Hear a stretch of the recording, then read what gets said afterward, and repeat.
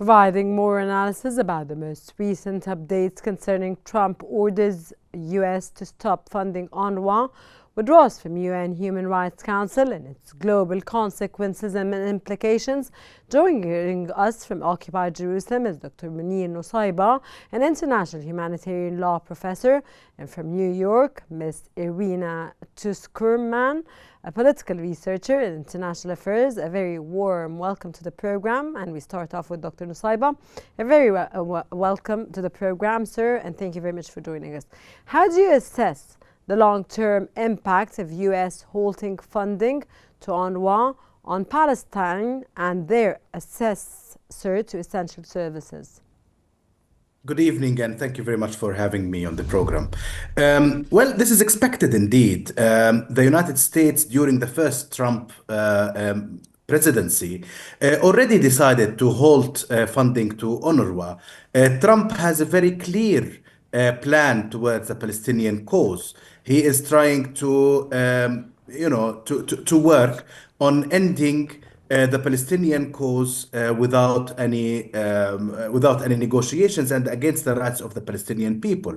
He already recognized occupied Jerusalem as as an Israeli city under Israeli sovereignty.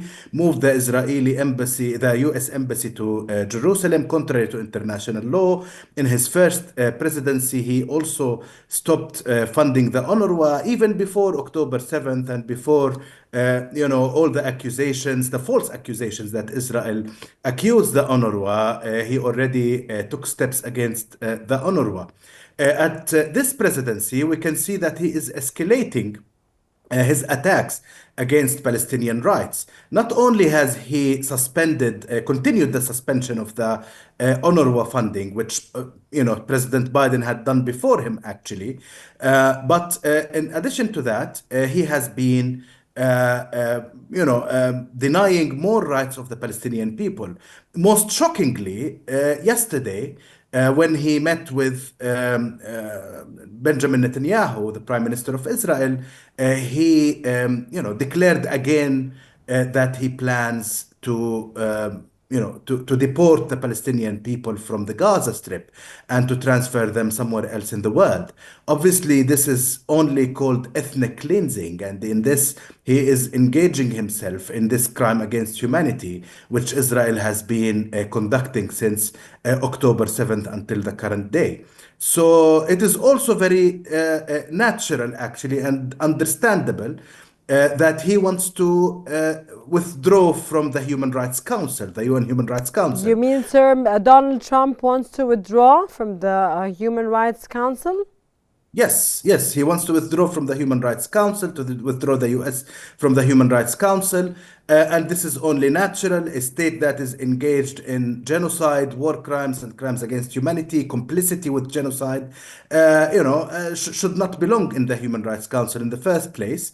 So it is only natural that he is making this decision.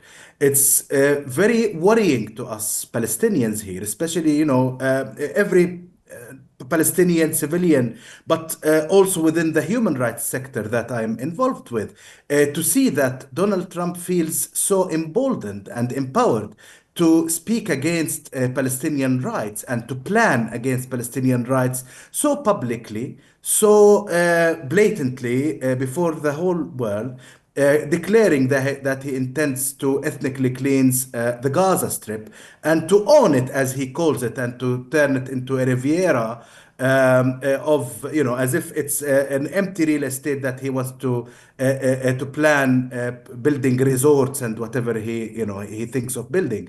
This is not his land. This is Palestine. The Palestinian people have been living here for thousands of years. Nobody can come suddenly and decide to change that.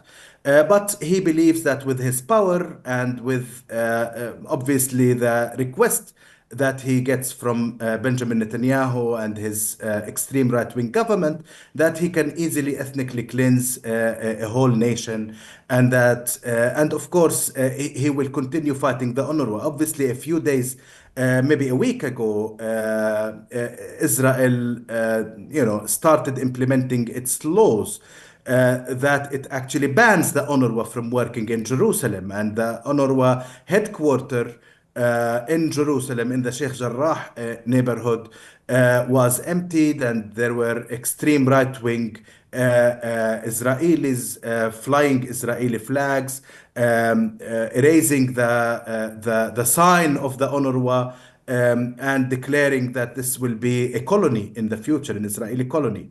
Okay, All sir, of this. I'll leave this there and I'll be back again to you, sir. But now, Ms. Irina, with the U.S. withdrawal from the UN Human Rights Council, what message does this send to global institutions about America's stance on the University of Human Rights?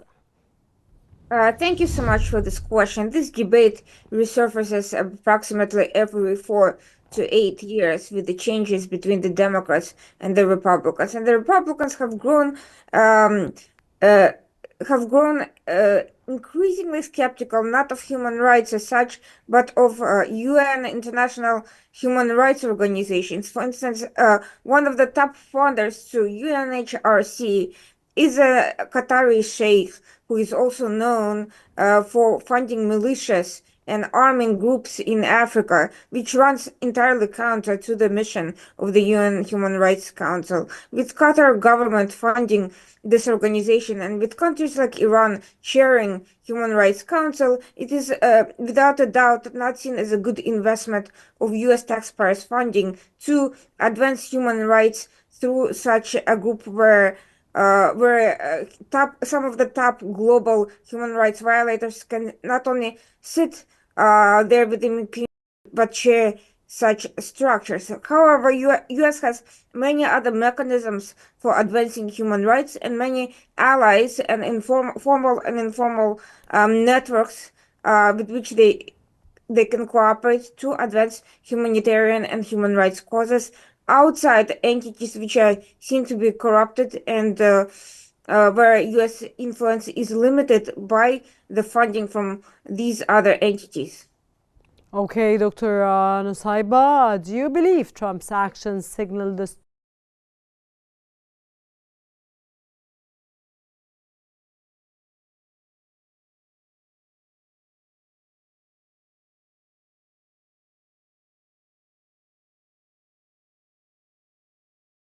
of America? Not only Can is you he furthermore explain soft power of the United States of America, sir?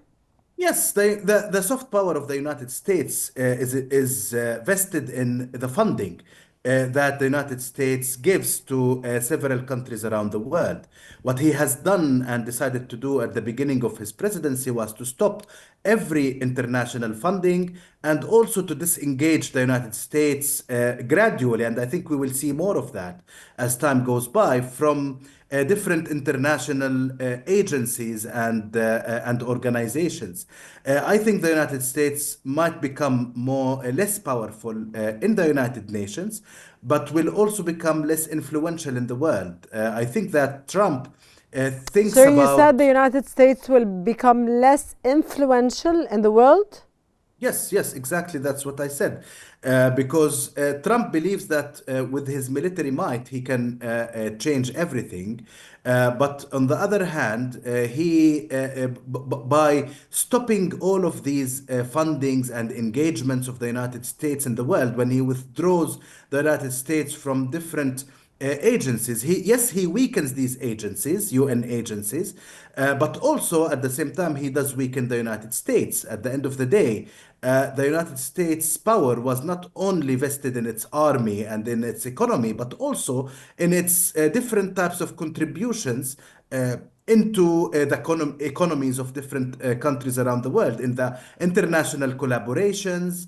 Actually, the USAID was an important aspect Yes, of it that. was very important, sir. Yeah, and he has stopped, he's stopping all of that. And also, he is challenging the international world order.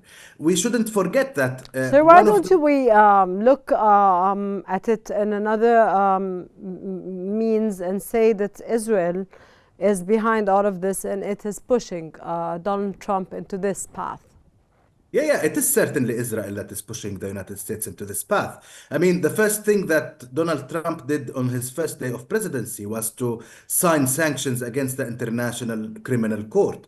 And this is very weird. How come, and it is not the first time he does it, by the way, he's done it before in his first presidency, and he's doing it again now. But how can a country sanction a court? The court is there in order to advance justice and human rights and international law. But when a country that is violating international law and that is supporting a country that is committing genocide, actually, punishes the court, this doesn't really harm the court. I think it also harms the country that is claiming that it is going to punish this court. So what Trump is doing right now is that he's working against the whole system that has been built after the Second World War, after the world learned that only with the advancement of human rights, only with good international institutions and good international dialogue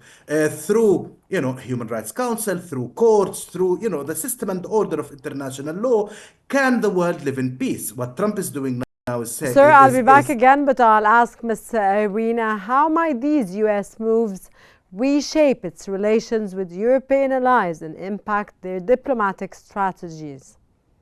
Thank you so much for this question. First, I just want You're to welcome. quickly that by saying that Israel is pushing US to do anything is like saying that a fly is pushing an elephant. Israel has neither the political nor the economic power to have that sort of impact, and to believe that a country such as the US needs Israel or anybody else to tell them what to do is downright laughable.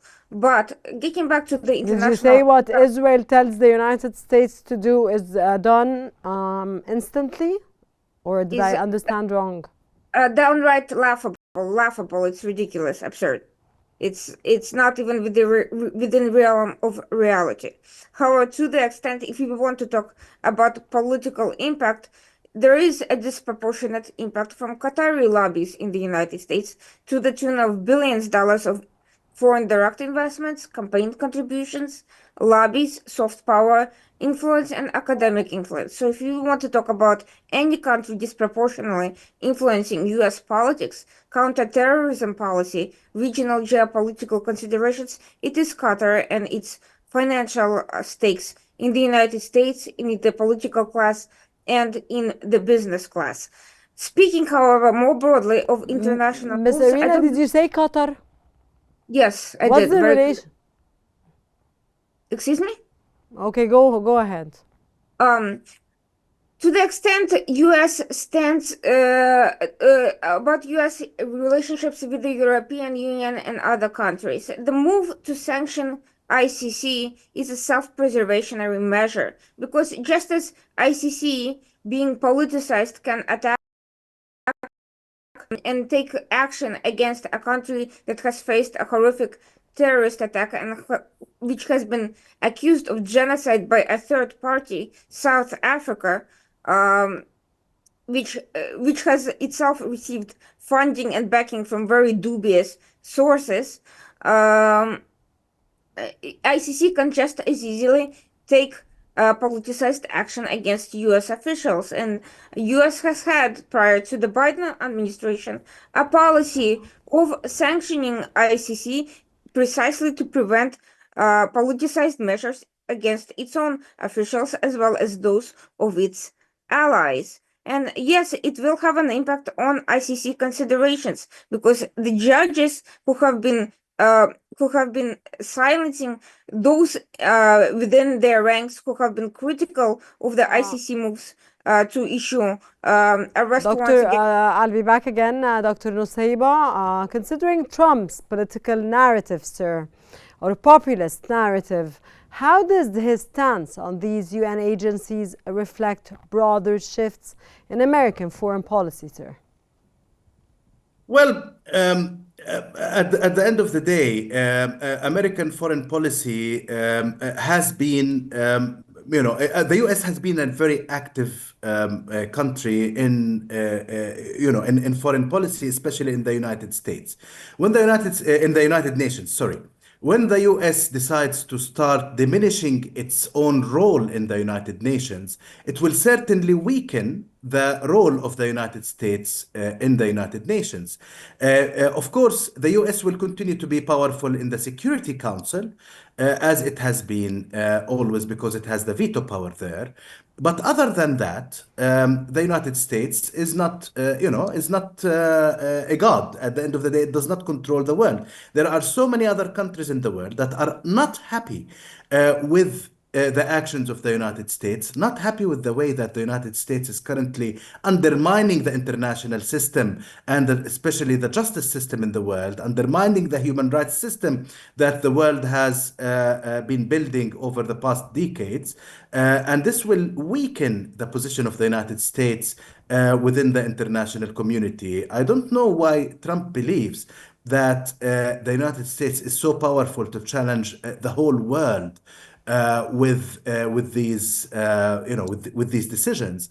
But I think that the United States will eventually pay from its foreign relations and the stability that it has managed to establish over the years with a lot of throughout the different agencies of the United Nations. It will feel that it has been weakened in all of these circles. Actually, okay, I'll leave you yes. here, sir, and I'll thank you for your take, and I'll move on to Ms. Irina. With Trump's emphasis on national sovereignty, what does this or his stance on multilateralism mean for future U.S. engagement in international treaties and agreements?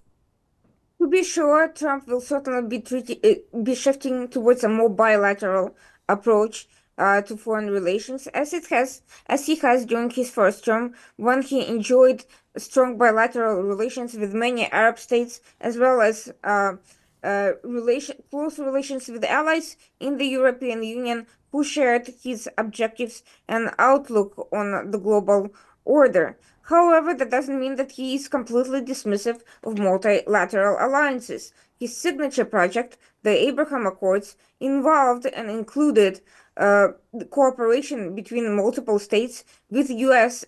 Being one of the guarantors of such an alliance, and he clearly prefers alliances among allies that can be functional and are based in the core principles and interests as well. It's also very likely that he will continue some of the initiatives by his predecessors, such as the Biden's administration's Quad project, bringing together the Indo-Pacific Alliance to counter regional threats, although the function and emphasis and priorities may shift according to the priorities of the administration. I don't believe he will dissolve all the alliances for the sake of dissolving them. I also see Trump as staying in NATO, but pushing NATO to spend more on common defense and increase its own Thank you very much, Ms. Irina, for your take and your valuable knowledge. A political researcher, and Dr. Munir Nusayba, an international humanitarian law professor. Thank you very much both for your special insights. We really appreciate